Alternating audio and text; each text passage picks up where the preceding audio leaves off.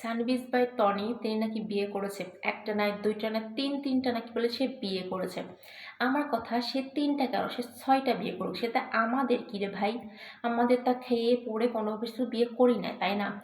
যার যার জীবন, তার তার ডিসিশন, তার তার পার্সোনাল বিষয়, তাই না? তো এই বিষয়ে কেন আমাদের দরকার নাক গলানো, তাই না?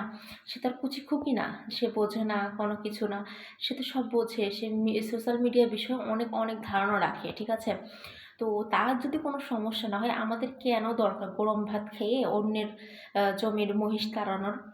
ঠিক আছে? তো আমার মনে হয় যে তার উপরে তার সব কিছু ছেড়ে দেওয়া এবং তার বিষয়ে আমরা না কথা বলা বা কোনো কন্ট্রোভার্সিতে না যাওয়া। এমনিতেই তিনি তো সবাইকে ধুয়ে দেয়, আরও এমনি সবাইকে আরও ধুয়ে দেবে না।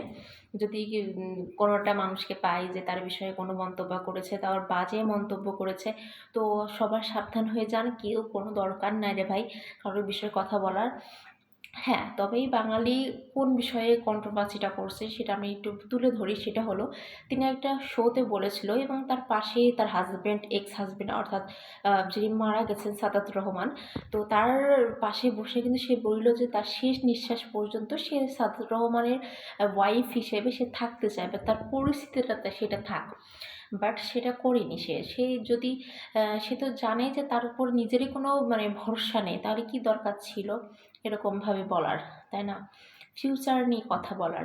তো এখানে সে আর কি ভুল করেছে। আর এটা নিয়ে কিন্তু আমরা সবাই উঠে পড়ে লেগেছি যে তিনি নিজের মুখেই বলেছিল, আবার দেখো ১ বছর যেতে না যেতেই কিন্তু সে আবার আরেকটা বিয়ে করেছে। তো এই বিষয়ে আমরা না কথা বলাটা ভালো আমার মনে হয়।